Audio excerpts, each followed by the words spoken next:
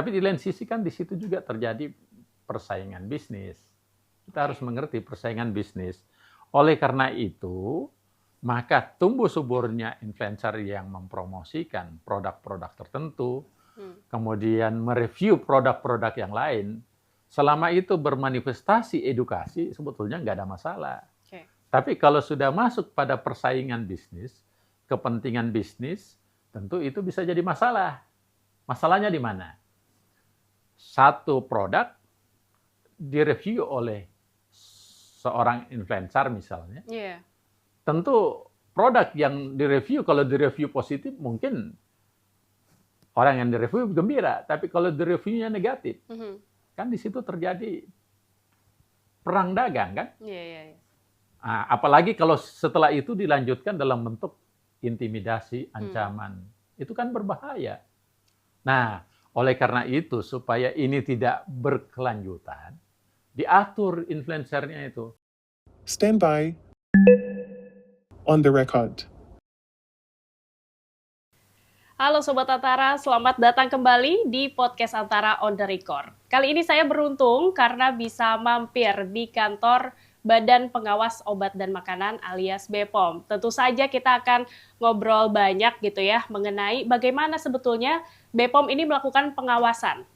Tentunya di tengah gempuran produk-produk kosmetik dan juga skincare, dan juga di tengah banyaknya influencer-influencer yang kok gampang ya bilang approve untuk suatu produk skincare dan kosmetik. Kita akan tanya langsung kepada Kepala Badan POM, yaitu bersama dengan Prof. Taruna Ikrar. Bagaimana kabarnya, Prof? Sehat. Sehat, alhamdulillah baik ya, Prof ya. Baik. Dan ini terima kasih sekali podcast Antara sudah diizinkan untuk mampir di studionya BPOM, gitu, untuk kita ngobrol-ngobrol mengenai khususnya yang dua ini, Prof, kosmetik dan juga skincare, gitu ya, karena sedang ramai sekali ini. Dan sebelum kita lebih jauh ngobrol soal bagaimana BPOM melakukan pengawasan, Prof, ini saya harus memperjelas dulu nih untuk pemirsa Antara juga ya, untuk Sobat Antara juga, sebetulnya yang kita maksud dengan kosmetik dan juga skincare yang ada dalam skopnya pengawasan BPOM itu apa aja sih, Prof? Gitu. Ya, jadi berbicara kosmetik dan skincare itu ada perbedaannya. Kalau kita kosmetik itu semua yang digunakan secara topikal. Topikal artinya dalam bentuk penggunaannya ya pada kulit. Iya. Nah, contoh misalnya bedak, lipstik, kemudian parfum. Untuk menghilangkan bau badan, itu bagian dari kosmetik semuanya. Jadi termasuk pemutih gigi dan hal-hal yang lain, misalnya penggunaannya di lipstik, baik yang penggunaannya yang tampak maupun penggunaannya yang tidak tampak, misalnya di daerah areal kemaluan atau apa, semuanya itu yang dipakai topikal itu adalah kosmetik. Jadi mulai ujung rambut sampai ujung kaki yang digunakan untuk sifatnya hanya di kulit atau di topikal. Itu disebut kosmetik. Nah, skincare maknanya lebih luas lagi. Skincare itu adalah perawatan kulit. Nah, berbicara tentang perawatan kulit, biasanya kan ada cuma sekedar bedak, pelembab, tetapi ada yang sampai digunakan di bawah kulit. Misalnya dengan menggunakan jarum suntik. Diinjeksi gitu diinjeksi. ya, Pak ya? Nah, perawatan yang seperti kalau masih di kulit tanpa ada injeksi itu masih kosmetik. Tapi kalau dia ada sifatnya injeksi menggunakan jarum suntik dan sebagainya, itu peruntukannya untuk obat terapi. Jadi skincare tapi untuk pengobatan. Contohnya misalnya ada beberapa tempat yang untuk supaya menghilangkan kerutan sehingga disuntik di daerah tertentu. Itu bukan lagi kosmetik biasa, itu sudah masuk skincare, dan skincare perizinannya sudah masuk kepada obat, bukan lagi kosmetik. Kosmetika gitu. Itu perbedaannya antara kosmetik dengan skincare. Oke. Dan kalau Prof sendiri melihat ini kan semakin hari semakin ramai begitu Prof ya. Ya. Produk-produk entah itu kosmetika, kemudian skincare juga begitu. Ada yang tentu saja legal begitu sudah punya izin BPOM dan lain sebagainya. Ada juga yang ilegal. Kita juga banyak menemukan gitu ya, entah di pasaran, entah ada rilis dari BPOM sendiri gitu. Nah, kemudian kalau Prof melihat fenomena belakangan ini banyaknya sekali skincare dan kosmetika, melihatnya seperti apa, Prof? Ya, betul. Karena sekarang ini jumlah yang mendapat izin edar dari kami itu, jumlahnya sudah sangat besar. Ada 397.800 lebih. Oke. Dan sudah hampir 400.000. Itu untuk periode? Ya, untuk periode yang terregistrasi sekarang untuk kosmetik. Sampai saat ini sampai gitu ya? Sampai saat ini. Oke. Khusus untuk bulan ini saja 9.000-an, hampir 10.000. Oke. Jadi itu yang ada izin edarnya. Nah, kita harus paham bahwa Badan POM bukan hanya mengatur izin edarnya, mulai dari produk itu mau dibuat, pabriknya harus mendapatkan yang namanya sertifikat cara pembuatan kosmetik yang baik. Kalau namanya good manufacturing practice. Jadi pabriknya kita harus sertifikasi dulu. Nah, setelah sertifikat pabriknya, maka kosmetik ini bisa memproduksi. Itulah yang disebut dengan nomor izin edar. Nah, bahkan nanti distribusinya ada kosmetik-kosmetik tertentu yang sifatnya sensitif, itu harus diatur cara distribusinya. Karena dia sensitif terhadap suhu, sensitif terhadap penyimpanan dan sebagainya, itu harus diatur. Harus juga ada sertifikat distributor. Jadi kalau ada masalah kita bisa tindaki. Misalnya tidak ada cara pembuatannya, tidak ada sertifikatnya, berarti kan itu tidak legal. Nah, kalau dia ilegal, maka kita punya deputi penindakan dan ada direktorat cegah tangkal, direktorat cyber, direktorat intelijen, dan direktorat penyidikan bisa bertindak untuk menyita, untuk memberikan sanksi administrasi, bahkan sampai pada tahap sesuai dengan Undang-Undang Kesehatan nomor 17, pasar 436 dan 435, itu hukumannya tidak main-main, bisa sampai 12 tahun penjara. Iya kan? Dan denda 5 miliar. Artinya kita sudah dibuat dalam sebuah aturan yang jelas antara kosmetik dan bagaimana cara produksinya. Saya kira itu. Iya. Kemudian kalau tadi Bapak bilang ada sekitar sejauh ini ada 400 ribuan kosmetika. Iya, hampir 400. Tapi saya kira ya, tahun ini akan lebih dari 400. Itu yang sudah berizin dari BPOM gitu. Kalau yang ilegal, saya baca datanya juga Pak, bahwa menurut BPOM ini temuan dari tanggal 10 sampai 18 Februari 2025, ini kan baru saja begitu ya Pak. Baru. Ini mengalami lonjakan signifikan untuk kosmetik dan skincare yang ilegal. Sampai 10 kali lipat, Pak, kalau dibandingkan periode yang sama di tahun sebelumnya gitu ya. Di tahun 2024 gitu ya. Dan nilai ekonominya, Pak, ini kan juga dari 3 miliar sampai ke 31 miliar begitu ya. Ini kalau dari BPOM pandangannya seperti apa sih, Pak? Kemudian juga ini pengawasannya dengan banyaknya melimpahnya pasti lebih heboh ya, BPOM melakukan pengawasan, harus lebih punya jaringan-jaringan tertentu begitu ya untuk mengawasi, atau seperti apa? Iya, betul.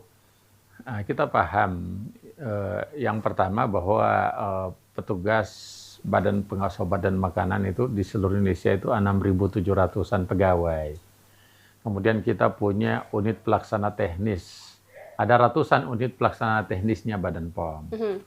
Ada 30 di tingkat pusat dan ada 76 di daerah. Nah, dari kita miliki ratusan unit pelaksana teknis ini yang bisa melakukan penindakan, pencegahan, dan sebagainya. Nah, tentu juga belum sebanding dengan jumlah masyarakat kita. Masyarakat kita jumlahnya adalah 282 juta. Kemudian kita punya pulau ada 17.000 lebih. Kota dan kabupaten kita ada 514. Dengan demikian, maka tentu kita berharap partisipasi masyarakat. Ya. Badan POM secara ofisial adalah lembaga yang ditunjuk oleh negara untuk melakukan pengawasan, tapi tentu stakeholder kita kan masyarakat dan industri. Jadi pengawasannya tentu yang paling bertanggung jawab yang pertama adalah industrinya. Iya kan, industri artinya perusahaan-perusahaan kosmetik. Ditambah yang kedua juga stakeholder berikut ya masyarakat, termasuk asosiasi masyarakat. Dan kami secara ofisial akan bekerja sama untuk memberikan pelayanan berupa pengawasan. Yeah. Karena Badan POM tugasnya bukan hanya mengawasi, punya otoritas dari hulu sampai hilir. Apa bedanya cuma pengawasan? Kalau disebut supervising cuma melihat-melihat aja. Kalau tidak, tapi kalau kita sampai pada tingkat izinnya kita keluarkan, terus negara memberikan otoritas sama Badan POM untuk penarikan, bahkan memproses secara hukum. Jadi dengan demikian, maka melihat peningkatan dari segi ekonomi dalam waktu itu namanya kuartal bersama dibanding tahun lalu terjadi peningkatan 10 kali lipat, itu bermakna bahwa Badan POM di periode ini berhasil melakukan penindakan 10 kali lipat dibanding periode sebelumnya. Jangan dianggap kejahatannya bertambah. Boleh jadi kejahatannya sama di periode tahun lalu, hanya sekarang kita lebih gesit, lebih intens melakukan, sehingga temuan kita lebih tinggi. Kan jadi begitu. Pengungkapannya yang lebih banyak begitu ya, Prof ya. Tapi saya juga tertarik dengan tadi pernyataan Prof mengenai bahwa masyarakat lah yang bisa juga mengawasi begitu ya, bagaimana bagaimanapun masyarakat sebagai konsumen begitu, dan itu langsung kita gunakan begitu ya. Tapi dari Badan POM sendiri sebetulnya masyarakat bisa berpartisipasi untuk ikut mengawasi begitu. Seperti apa sih Pak cara-cara yang bisa dilakukan gitu? Oleh karena itu, apa yang perlu dilakukan masyarakat? Pastikan kata BPOM bukan kata yang lain dalam konteks cek klik. Kata klik itu berasal dari cek kemasannya, cek labelnya, cek label, izin edarnya, dan cek kadaluarsanya. Nah, kalau itu sudah dilakukan dengan baik, dipahami lagi bagaimana kemasan yang asli, bagaimana label yang asli, bagaimana izin edar yang asli, dan bagaimana fase kadaluarsanya. Kan di situ bisa dilihat. Itu saja prinsipnya sebetulnya. Negeri kita bukan hukum rimba. Jadi kalau ada penemuan, jangan pas kita temukan misalnya ada kecolongan begini, langsung melakukan, masyarakat sendiri langsung mengatakan ke, taruhlah misalnya di atau di mana itu, dia jual, ya dia bisa dipersoalkan sama orang lain. Lapor ke Badan POM supaya Badan POM dengan sebagai institusi negara yang memiliki otoritas, bisa datang ke situ untuk menyita dan mempersoalkan. Kalau rakyat sendiri yang mempersoalkan, nanti perang di situ. Belakangan ini juga kan ramai nih banyaknya influencer, khususnya di media sosial gitu ya, bahwa influencer, entah itu beauty influencer ataupun profesional medis yang menjadi influencer juga. Dan kalau saya lihat ini kok mereka juga mudah gitu ya memberikan approval terhadap satu produk kosmetik dan juga skincare. Misalnya approved by X, approved by Y gitu ya Prof ya. Dan ini juga banyak dilihat oleh masyarakat kan, bagaimanapun ada aksesnya di media sosial, dan tidak sedikit juga masyarakat yang memang melihat itu sebagai suatu, oh ini sudah approve berarti sudah aman gitu ya. Tapi Prof melihat fenomena ini seperti apa sih?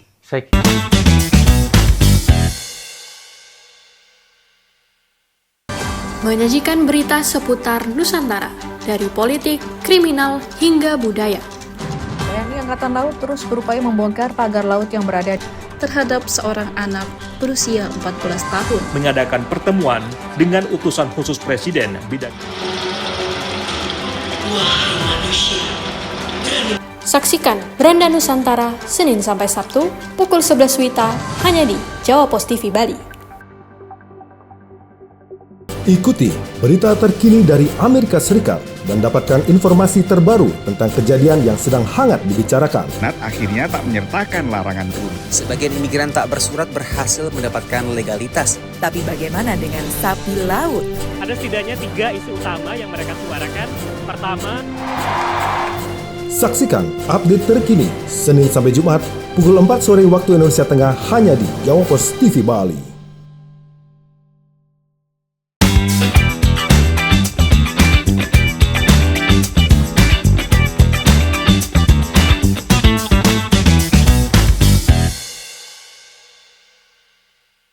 Kira ini salah satu fenomena menarik ya, bahwa bisnis yang berhubungan dengan kosmetik ini tumbuh sangat-sangat subur. Ya.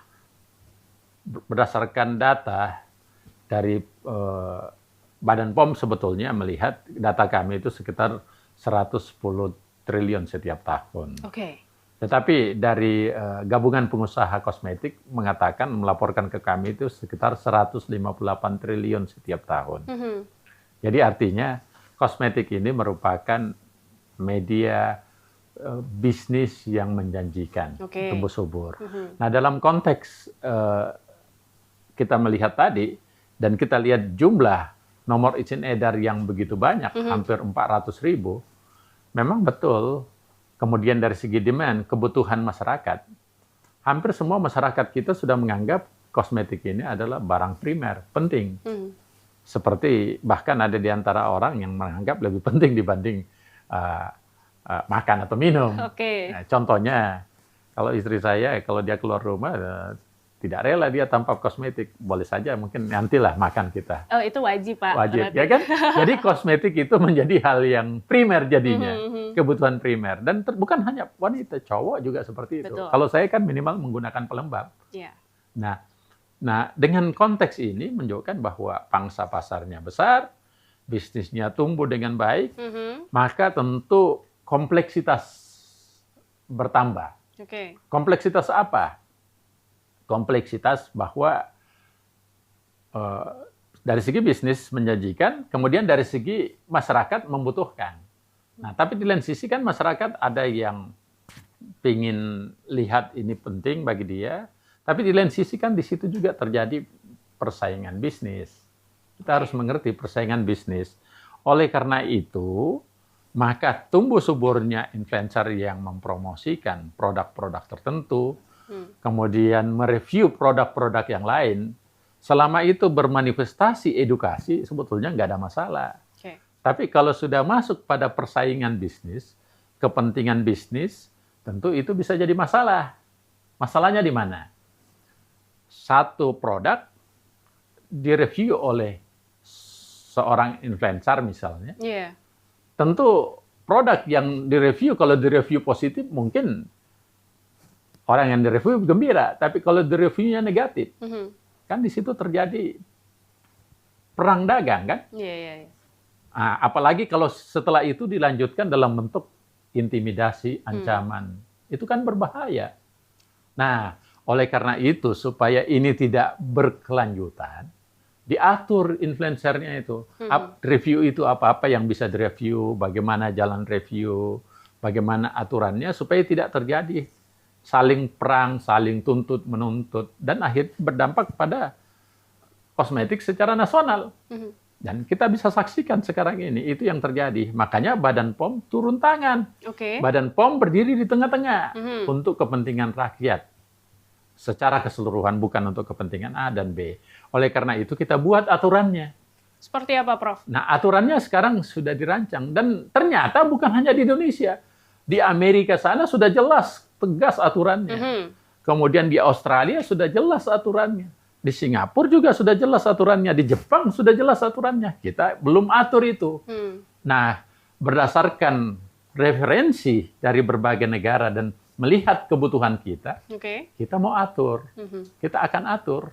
Dan sekarang draftnya sudah selesai. Sekarang masuk uji publik.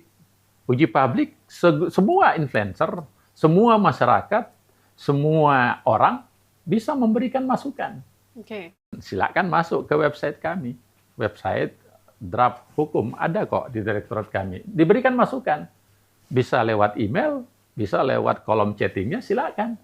Dari situ. Dan kita juga beberapa kali, sudah 3 kali melakukan uji publik.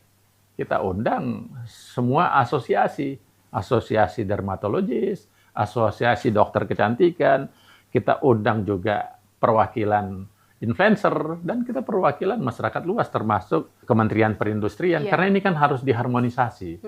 Kementerian Kesehatan, Kementerian yang terkait. Karena irisannya memang banyak, Prof ya? Irisannya banyak. Irisan ekonomi, irisan kesehatan, irisan dagang, dan sebagainya.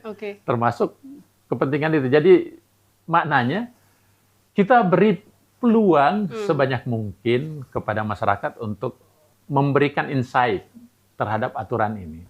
Supaya nanti pada saat sudah dilaksanakan aturan ini, semuanya sudah berjalan dengan baik.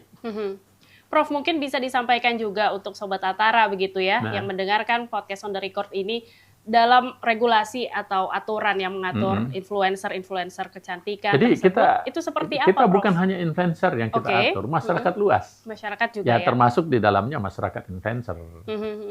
Hal utama yang menjadi fokus dari regulasi ini sebetulnya apa sih, Pak? Hal yang paling penting dari regulasi ini adalah kita ingin mengatur bagaimana fairness. Fairness. Artinya tiap-tiap orang merasa fair. Iya kan? Yang kedua, kita mau dalam konteks perlindungan masyarakat. Dalam konteks, kita tahu stakeholder-nya Badan POM bukan hanya masyarakat, tapi juga industri. Kita ingin juga aspek perang dagang itu yang dituangkan dalam bentuk saling kritik, mengkritik itu kita atur. Sehingga ada rambu-rambunya.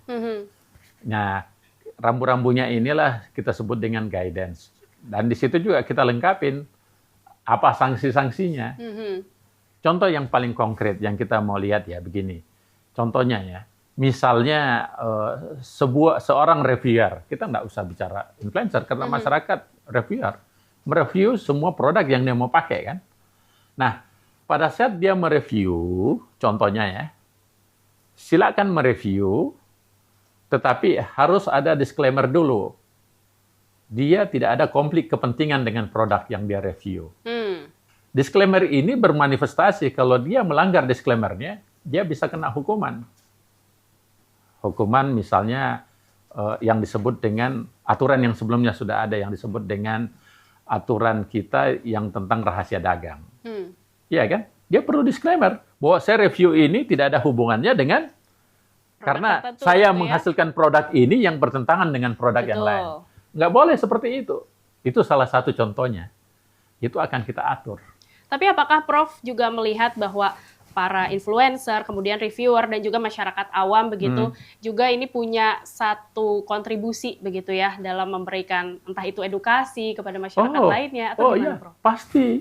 Kita berharap, kita jangan pandang enteng masyarakat kita. Masyarakat kita ini sudah pada cerdas dan pintar. Nah, jika ada pelanggaran yang tidak sesuai dengan checklist tadi, laporkan ke kami supaya kami bisa bertindak. Jadi masyarakat kalau ditanyakan siapa reviewernya dan siapa sumber informasinya suatu produk bermasalah atau tidak, ya masyarakat luas. Apakah itu masyarakat secara individu, apakah masyarakat dalam bentuk asosiasi, apapun dalam masyarakat dalam bentuk institusi, termasuk tentunya dari industri juga bisa melaporkan ke kami. Dan kalau bicara soal tadi masyarakat dan juga banyaknya produk-produk skincare begitu ya, kalau dari data BPOM sendiri ini sebetulnya hampir 400.000 yang sudah dapat izin begitu, kemudian ada sisanya mungkin produk ilegal begitu ya, Prof. Apakah ini memang kebanyakan produk lokal atau memang impor dari beberapa negara nih yang sekarang terkenal? Kalau yang kita dapatkan sekarang di beberapa untuk penemuan yang Februari kemarin, itu mayoritas produk ilegal yang kita dapatkan adalah yang impor. Impor. Nah, tapi produk yang dalam bentuk dalam negeri juga kita temukan. Pelanggarannya apa? Pertama, pelanggarannya ada yang pelanggarannya tidak memiliki sertifikat nomor izin edar. Tidak memiliki nomor izin edar, tidak memiliki sertifikat cara pembuatan kosmetik. tidak memiliki cara penyimpanan kosmetik yang tepat, termasuk cara distribusi yang benar. Kemudian juga ada sebagian masalah yang kita temukan adalah ada yang sudah kadaluarsa, termasuk ada yang kita temukan juga dalam konteks overclaim. Nah, kita harus mengerti tentang kata overclaim. Overclaim itu adalah sesuatu statement yang dikeluarkan oleh para industri atau para pengusaha atau para penjual melebihi dengan apa yang tertulis di label. Karena di label, makanya kita kan minta cek, klik. Salah satunya cek labelnya. Di label itu ditulis misalnya untuk membantu menghilangkan noda, ya kan? Terus dia klaim dari sini bisa menjadi putih.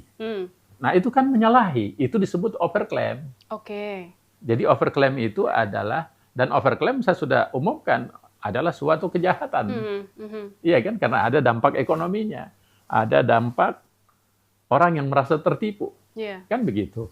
Jadi kesimpulannya, apa yang terjadi di masyarakat sekarang, Badan POM menyaksikan, memperhatikan, dan menerima aspirasi itu, dan kita berupaya membuat lebih tegas sesuai dengan aturan dalam bentuk peraturan Badan POM. Supaya apa? Peraturan tadi itu menjadi guidance atau rambu-rambu apa yang bisa dilakukan masyarakat. Nah, kalau kan ini terjadi nih di masyarakat, ada kata overclaim, produk A, overclaim. Ya, kita saksikan dan itu kita tindaki loh. Tim kami bukan hanya melihat dari laporan masyarakat, bukan hanya melihat laporan dan kita saksikan penjualnya, tapi di cyber kita juga lakukan. Dan luar biasa, laporan yang kami temukan dari tim cyber kami, ada kurang lebih 34.000 tautan yang dijual secara online. Itu salah satunya, selain ilegal juga ada yang overclaim. Dan itu nilai ekonomi yang kerugian dari itu kurang lebih 2,7 triliun. Jadi kami sekarang kerja keras. Kami melapor, tapi kan untuk menurunkan overclaim di tautan itu, Badan POM tidak bisa melakukannya karena itu di kelembagaan lain, namanya di Kementerian Komunikasi dan Digital. Kita bersurat dan minta itu, dan kita juga tegur e-commerce. Anda harus cabut, kalau tidak nanti sesuai otoritas kami kita bisa bertindak. Nah, kalau misalnya ada yang overclaim di sosial media atau di apa, terus ada laporannya dan kita dapatkan buktinya, orang tersebut kita tetap bisa tuntut juga. Kita pro justisia kan? Dan tidak main-main. Undang-Undang nomor 17 tegas sekali. 12 tahun penjara dan denda 5 miliar. Itu tegas. Ini yang bicara bukan Taruna Ikrar, tapi regulasi yang seperti itu. Undang-undang kan tertinggi ya.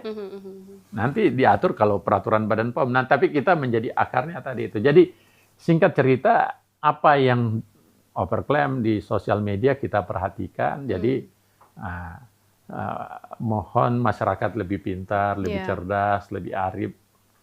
Tapi kalau ada masyarakat yang merasa dirugikan, silakan melaporkan ke kami atau melaporkan ke institusi tertentu dan nanti akan sampai juga ke kami. Betul. Artinya kalau saya menyimpulkan gitu ya, apa yang Prof. Taruna sampaikan tadi, bahwa overclaim juga itu adalah suatu kejahatan.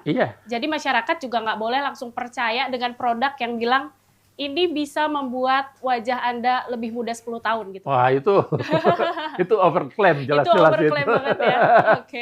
Sobat Antara, itulah obrolan saya dengan Kepala BPOM, Prof. Taruna Ikrar. Kita sudah membahas banyak mengenai skincare dan juga kosmetik. Jangan lupa untuk menyimak podcast Antara di antaranews.com/video dan YouTube Antara TV Indonesia. Dan kita akan kembali lagi di episode podcast Antara berikutnya. Sampai jumpa.